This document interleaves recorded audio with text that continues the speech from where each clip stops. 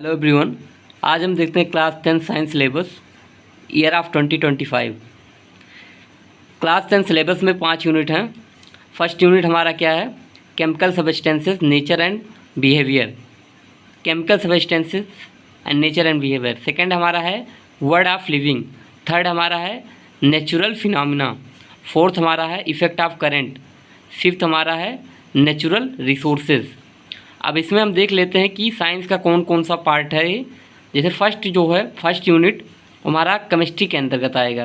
Chemical substance, atom, molecule, इसके बारे में पढ़ेंगे। सेकंड क्या है? वर्ड ऑफ लिविंग, ये बायोलॉजी के अंतर्गत आता है। एनिमल एंड प्लांट के बारे में हम जानेंगे, एनिमल एंड प्लांट लाइफ के बारे में जानेंगे। थर्ड एंड फोर्थ यूनिट जो है फिजिक्स है। फिजिक्स में हम बेसिकली क्या सीखते हैं? फिजिक्स में हम जो फिनोमिनाज होते हैं, जैसे हमारे रिफ्लेक्शन ऑफ लाइट हुआ एंड इफ़ेक्ट ऑफ करंट हुआ। करंट कैसे वर्क करता है, वर्क फोर्स क्या होता है, इस तरह की जो फिनोमिना होते हैं, जो हमारे कॉन्सेप्ट होते हैं, वो फिजिक्स में पढ़ते हैं। लास्ट क्या है हमारा? Natural resources. ये हमारा इन्वायरमेंटल साइंस है। इसमें हम अपने आवर इन्वायरमेंट, नेचुरल रिसोर्स में अपने इन्वायरमेंट के बारे में जानेंगे।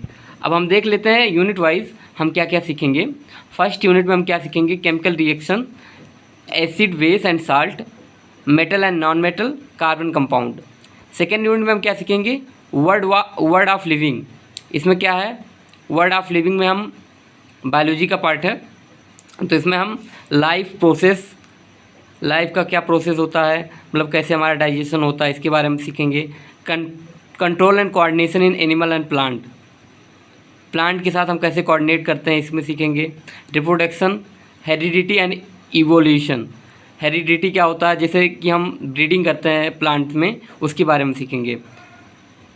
लास्ट क्या है? Third unit natural phenomena. Natural phenomena में reflection of light by curved surface. Reflection of light, प्रकाश का परावर्तन। रिफ्लेक्शन ऑफ लाइट, रिफ्रैक्शन क्या होता है? अपवर्तन, प्रकाश का अपवर्तन। लॉज ऑफ रिफ्रैक्शन, अपवर्तन के नियम। रिफ्रैक्शन इंडेक्स, रिफ्रैक्टिव इंडेक्स क्या होता है, इन सब के बारे में पढ़ेंगे। एंड लेंस के बारे में पढ़ेंगे, मिरर के बारे में पढ़ेंगे।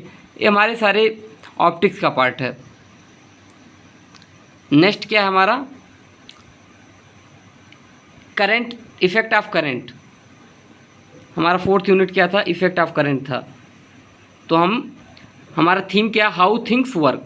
हमारे एक थीम के अंतर्गत इस यूनिट को दिया गया है कि मतलब करंट कैसे वर्क करता है, एक्चुअली में करंट होता क्या है और कैसे वर्क करता है, इसके बारे में समझेंगे। ठीक है, हाउ थिंग्स वर्क। इसमें लेंस के बारे में बताया गया, मिरर के बारे में बताया गया, जो भी हमारे नेचुरल फिनोमिनाज होते हैं। मेन फोकस हमारा क्या है? हम फिजिक्स पे ध्यान देंगे। तो फिजिक्स में हम 2 यूनिट पढ़ेंगे, natural phenomena and effect of current. दोनों यूनिट बहुत इंपॉर्टेंट हैं।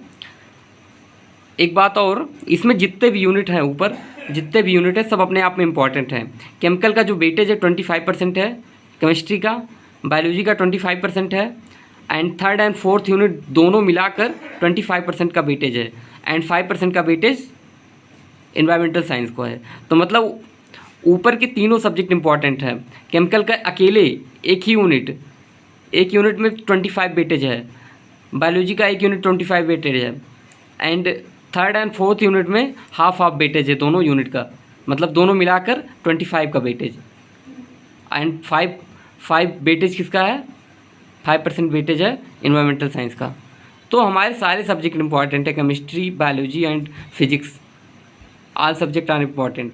तो हम आते हैं अपने नेचुरल फिनोमिना, मतलब इसमें समझ गए थे हम ऑप्टिक्स की सारे जो सिलेबस होते हैं। रिफ्लेक्शन होता है, रिफ्रैक्शन होता है, परावर्तन, प्रकाश का परावर्तन, एंड रिफ्रैक्शन को अपवर्तन बोलते हैं।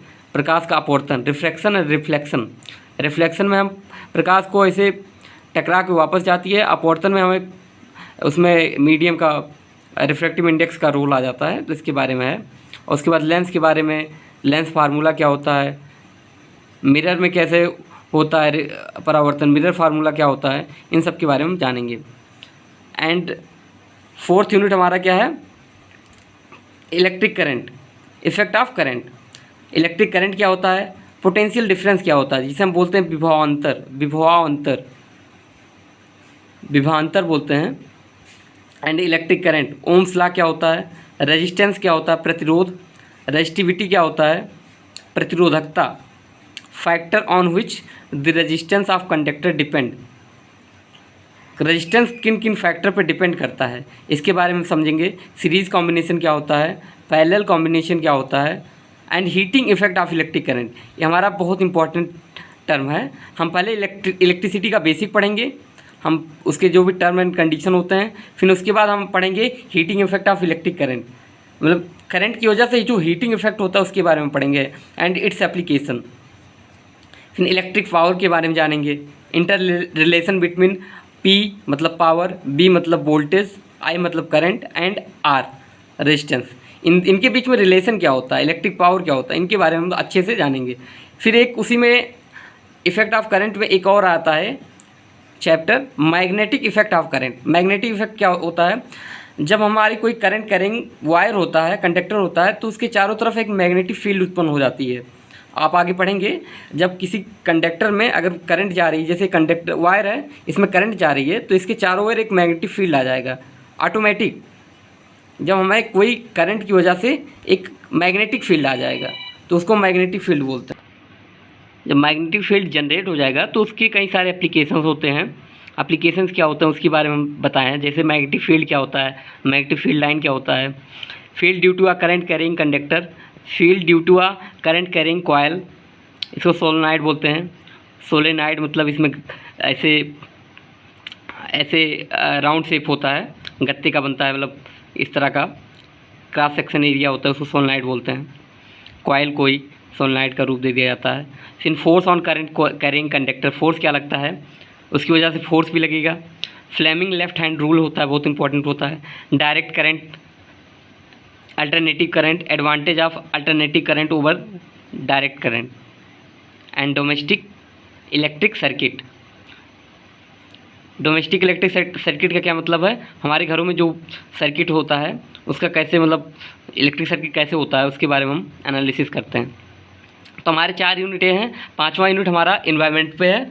तो ये सिंपल है, हमारे इन्वायरमेंट के बारे में होता है कि हम पॉल्यूशन को कैसे कम कर सकते हैं, हमारा इको एनवायरनमेंट कैसे होगा, हमारा इको सिस्टम कैसे होगा, इको सस्टेनेबिलिटी क्या होती है, इसके बारे में जानेंगे। थैंक यू, आज के लिए बस इतना ही। आगे का हम हर एक यूनिट का धीरे धीरे थोड़ा थोड़ा करके बताते जाएंगे।